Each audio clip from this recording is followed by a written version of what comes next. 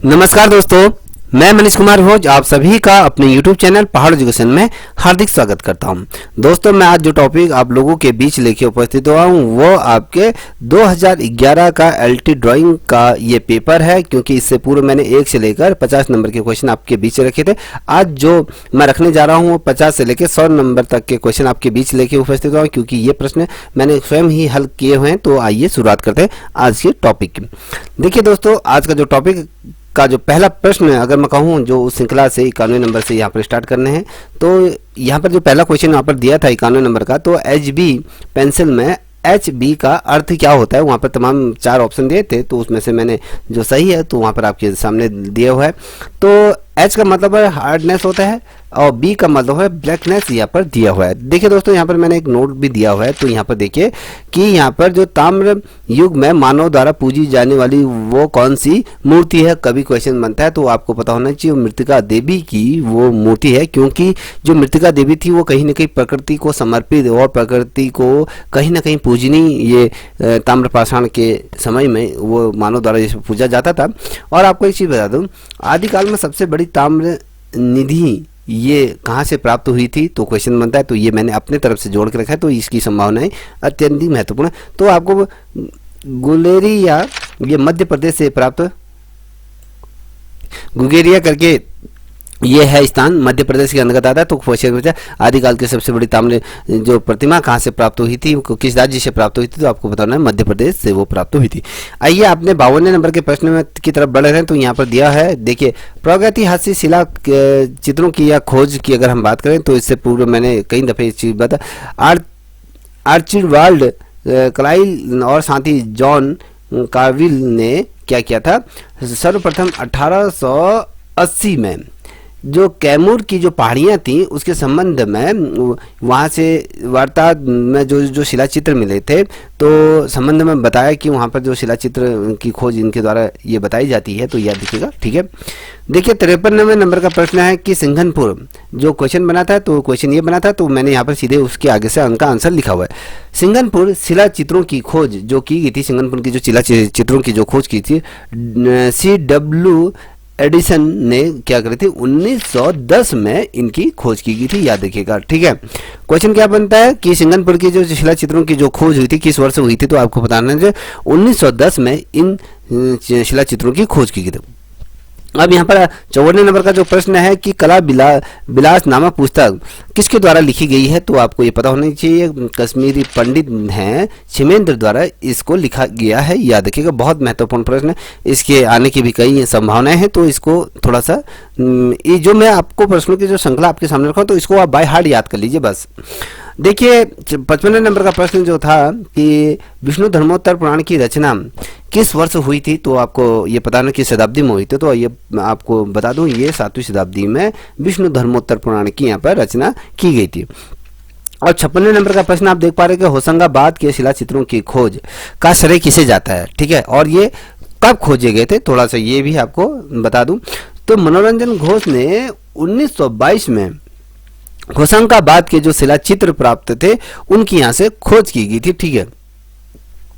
अब अगला 57वें नंबर का प्रश्न आप देख पा रहे होंगे, यहाँ पर जो प्रश्न दिया हुआ था कि सुप्रसिद्ध जो चित्र जिराफ गुफा शिलाएं ये कहाँ से प्राप्त हुई थी, तो ये आपको बता दूं आदमगढ़ से ये प्राप्त हुए थे, ठीक है।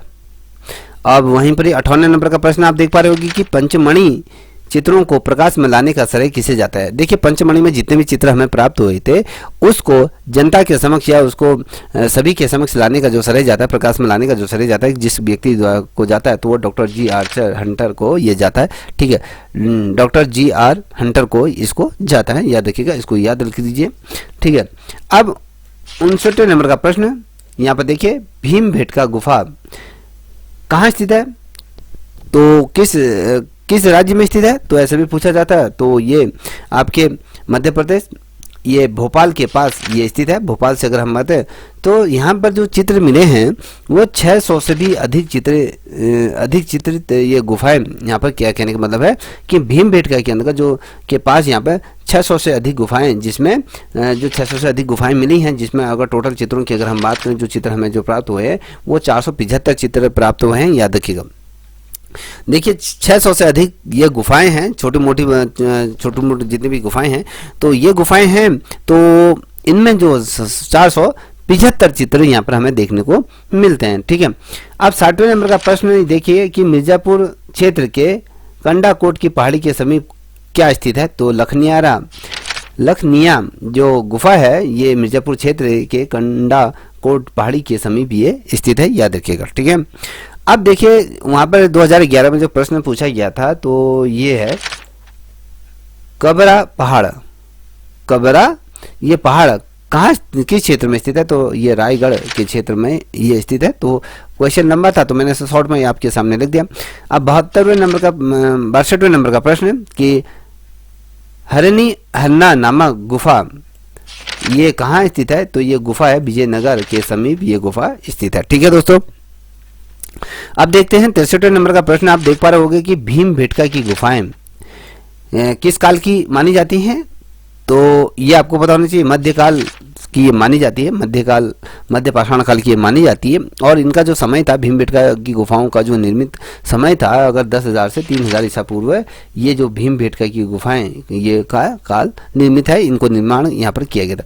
अब 64वें नंबर का प्रश्न आप देख पा रहे हो कि भीमबेटका के जो खोजी गई थी, अगर बात करूँ भीमबेटका की, अगर मैं BS वांगकर को इसका ये श्रेय जाता है। ठीक है, खोज कर इसको श्रेय जाता है, याद रखिएगा।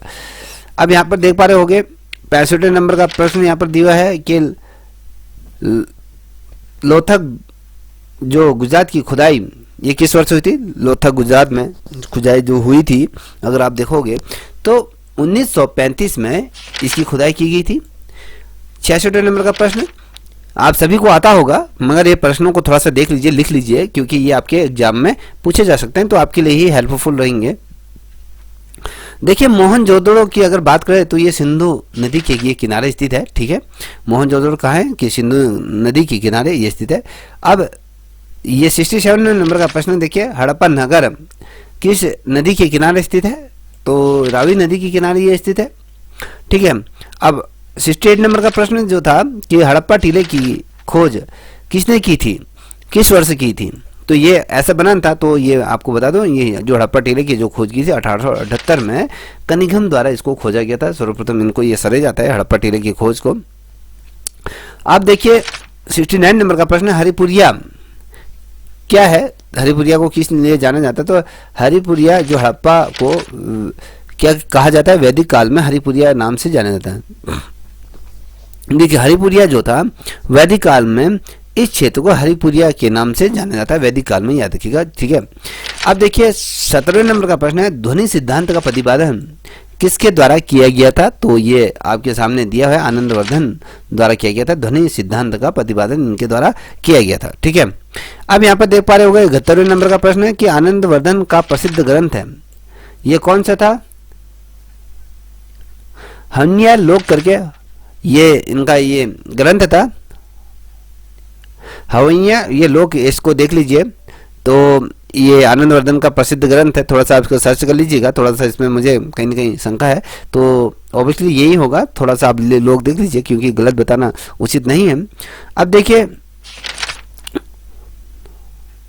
ये धवनिया लोक है, ये लोचन नामक टीका ये किसने लिखी है, ये अभिनव गुप्त द्वारा ये लिखी गई है।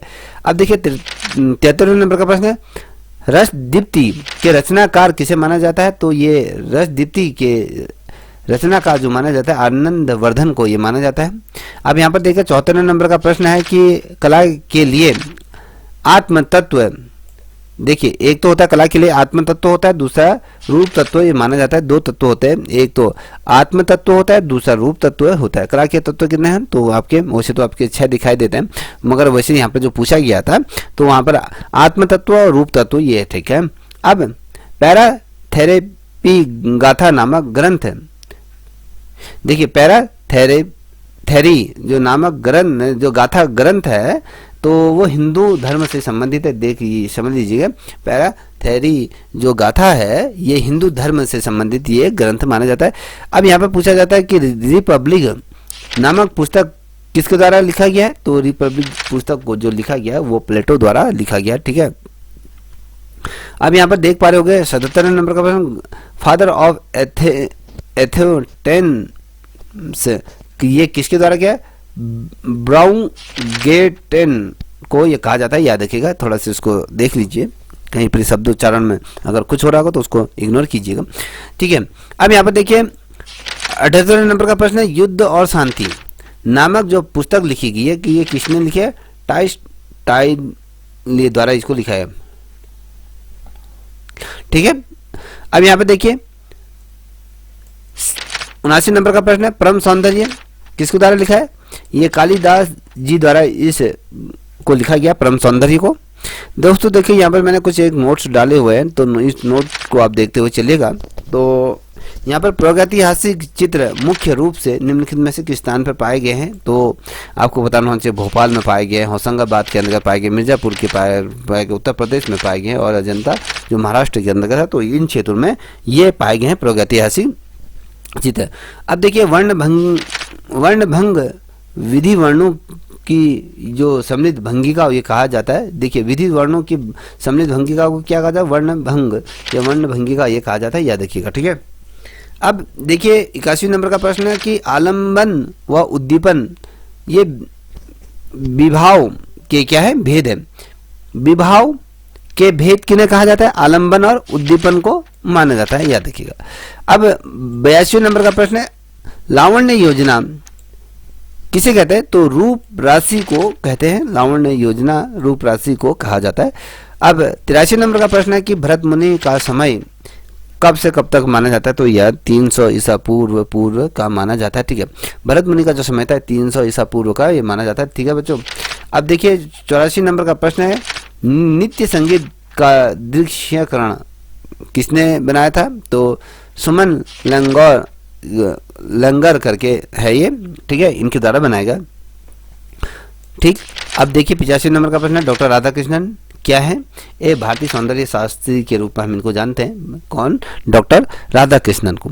अब यहाँ पर देखिए 86 नंबर का प्रश्न है कि भीमबेटका, ये थोड़ा सा इसके बारे में मैं आपको बता देता हूँ। ये मध्य पाषाण काल 10,000 से 3,000 ईसा पूर्व का ये समय माना जाता है, और भीमबेटका की गुफाओं की खोज का जो श्रेय जाता है वो BS वांकड़ जी को ये जाता है, याद रखिएगा, और उनको जाता है। और भीमबेटका भोपाल के पास स्थित है, जिसमें 600 गुफाएं हैं, और उसमें से 575 गुफाओं में क्या है, हमें चित्र देखने को मिलते हैं, ठीक है।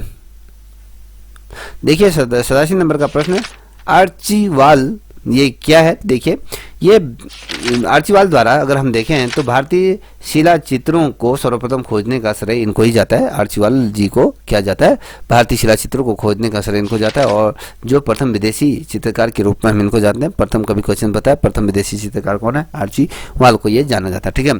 अब देखिए 88 नंबर का प्रश्न है कि अकबर के अनुसार अगर हम देखें तो यहाँ पर था, हिंदू चित्रकारों के चित्र हम लोगों की भावनाओं से कहीं अधिक ऊंचे होते हैं, और संसार में ऐसे बहुत कम चित्रकार हैं जो उनके समक्ष हैं। तो ये जो शब्द थे ये किसके थे, कब क्वेश्चन बना था कि हिंदू चित्रकारों में हम लोगों की भावना कहीं अधिक है, कहीं अधिक ऊंचे हैं, और संसार में ऐसे बहुत कम चित्रकार हैं जो उसके समकक्ष हैं। तो ये किसने कहा था, तो अकबर के अनुसार ये कहा गया था, ठीक है। आप यहाँ पे देखो 79 नंबर का प्रश्न है कि ये कह रहा है कि पहाड़ी शैली के विकास में विशेष योगदान जो दिया है, सहयोग दिया गया किसके द्वारा दिया गया है, तो अगर कहें योगदान भी जिसने दिया, देखिए पहाड़ी शैली में अगर कहेंगे तो कांगड़ा के संसार चंद्र ने इसमें अपना बहुत महत्वपूर्ण योगदान दिया। बसौली की अगर बात हो कृपाल सिंह और अमृतपाल के द्वारा दिया गया। गुलेर की अगर बात है राजा हरीश सिंह रूपचंद, ये जो राजा थे कहीं ना कहीं पहाड़ी शैली को इन्होंने अपने महत्वपूर्ण स्थान ये दिया था। अब देखिए 90 नंबर का प्रश्न ईवी हैवल की अगर हम बात करते हैं तो इनके द्वारा मद्रास स्कूल के प्रधानाचार्य के रूप में ये वहाँ कार्य रहे। उन्होंने 1844 से अगर कहें यहाँ पर ये 1896 तक यहाँ कार्य किया, और उसके बाद ये कलकत्ता स्कूल में क्या हुआ स्थानांतरण किया गया इनका। और उस समय उन्होंने भारतीय कला पर 3 पुस्तकें ये लिखी थी। 3 पुस्तकें कौन सी थी, तो ये देखिए, तो इंडियन स्कल्पचर एंड पेंटिंग ये पहली पुस्तक थी, इंडियंस ऑफ इंडियन आर्ट ये लिखे गए थे, और इंडियन आर्किटेक्चर ये लिखी थी। तो ये 3 पुस्तक इनके द्वारा लिखी गई थी। देखिए 90 नंबर का जो प्रश्न था कि ईंटों का माप क्या होता था, 10 सही 1/4 गुणा 5 गुणा 2 सही 1/2। ये पकी हुई लाल जो ईंटें होते हैं उनको भवनों के निर्माण में इनको प्रयोग किया जाता था। और हड़प्पा टीले का जो पता चला था तो ये 1878 में कनिंघम द्वारा इसको खोजा गया था, याद रखिएगा। अब यहाँ पर देख पा रहे हो कि 92 नंबर का प्रश्न है, मैग्नीज किसके दरबार में रहता था, तो चंद्रगुप्त के दरबार में ये रहता था। अब देखिए यहाँ पर 93 नंबर का प्रश्न है, ये कह रहा है कि स्तूप क्या है, थोड़ा स्तूप को देख लीजिए। ये किसी महान व्यक्ति की स्मृति में उसकी किसी अन्य स्थान पर उसके अवशेषों को ढक कर या मिट्टी या ईंटों से पत्थर से ये बनाया जाता है, तो बनाया गया है। और जो स्तूप अगर की बात करें तो सम्राट अशोक के काल में ये प्रचलन चला था, और अशोक के समय में अगर कहें तो इनके द्वारा 84,000 स्तूपों का यहाँ पर निर्माण किया गया था।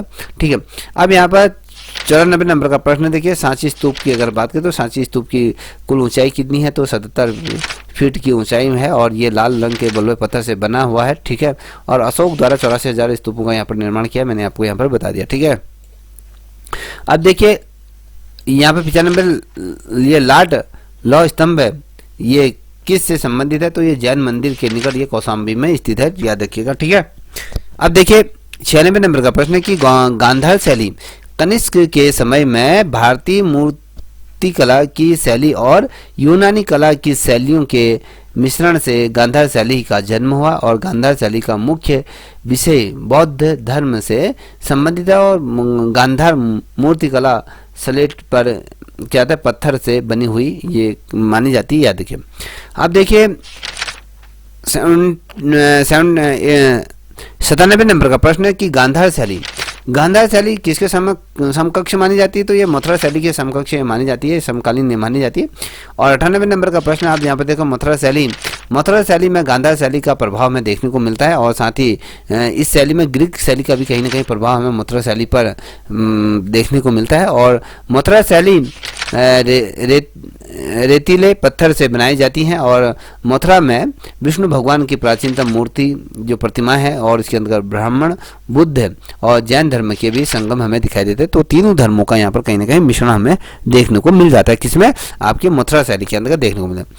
अब मालमपुरम की अगर हम बात करें तो ये जो है चट्टानों को काट कर विशाल 7 मंदिर यहाँ पर रथ बनाए गए हैं, और जो सप्त रथम के नाम से ये जाने जाते हैं। और मल्लमपुरम का में आश्चर्यजनक मूर्तियाँ भागीरथी की तपस्या करते हुए यहाँ पर 98 फीट लंबी यहाँ क्या बने 98 एक मूर्ति बनी गई है, तो ये 98 फीट लंबी और 43 फीट ये चौड़ी ये है, याद रख लीजिएगा।